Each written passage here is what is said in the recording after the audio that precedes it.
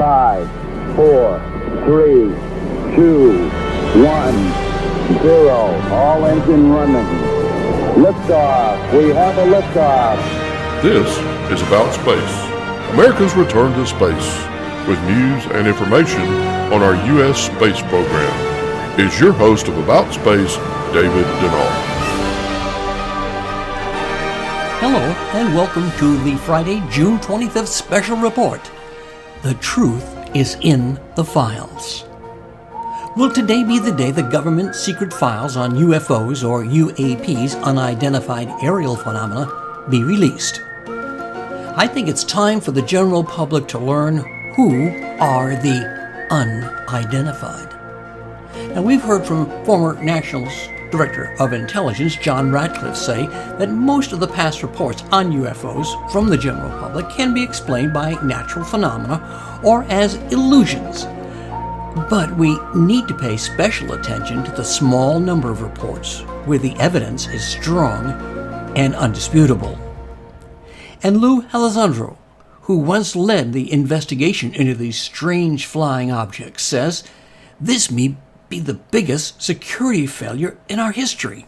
The last time we had an intelligence failure in this country, a major one, which was 9/11, it took us almost 3 years to come up with the 9/11 Commission report.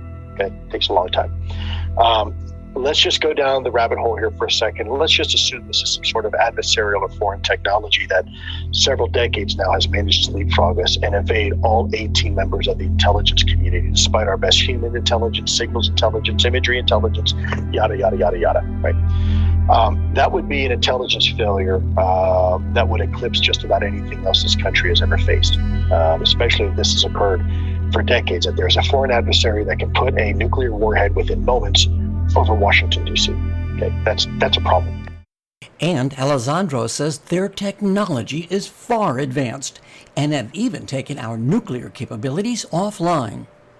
Thank you as a journalist for following this topic, because I know there's a lot of risk involved, and I also know there's been traditionally a lot of stigma and taboo associated with it. So I want to congratulate you for your courage and thank you and your audience for at least having this conversation. But secondly, yes, that is one of the concerns we have from a national security perspective, that there does seem to be some sort of congruency or some sort of intersection between these UAP or UFO sightings and our nuclear technology, whether it's nuclear propulsion, nuclear power and generation, or nuclear weapon systems.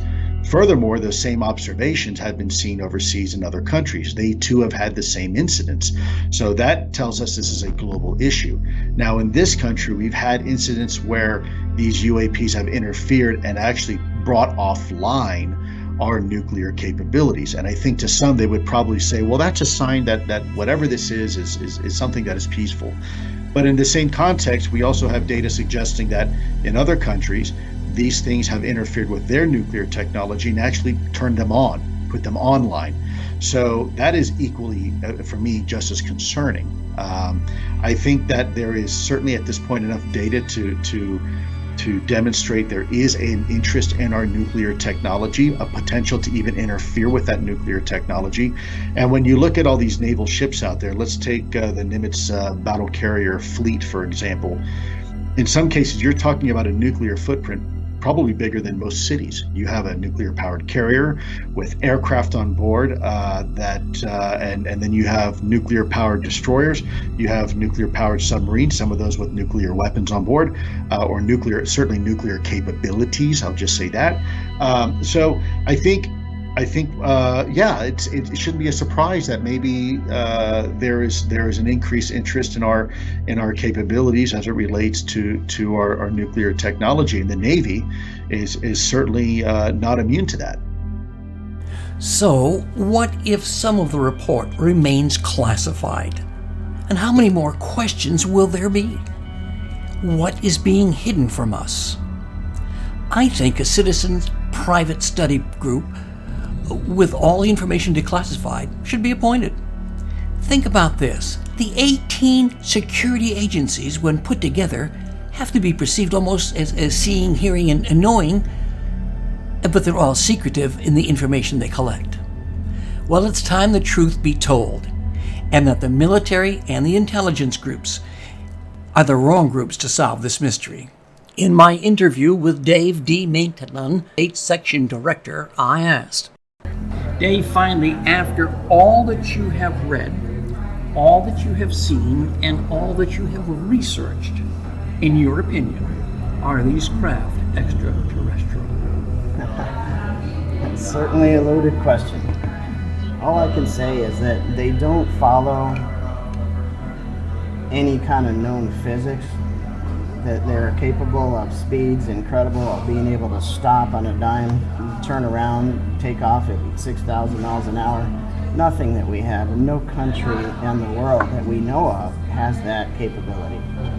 So I can't say they're for sure they are, but it would certainly lend itself to that great possibility that they are. Something that not from Earth, something that wasn't made by any government, certainly not ours, and I don't think any other government on the world has that capability. So what are we to believe of where these come from? Well, during a recent interview on CNN, new NASA Administrator Bill Nelson said that the agency is also beginning to investigate what's behind UAPs. Nelson said, the bottom line is, we want to know. Now, to borrow a line, knowing may not be the same as believing. But I think Fox Mulder would still be happy to hear those words come from a NASA administrator. More, the truth is in the files, next on About Space Today.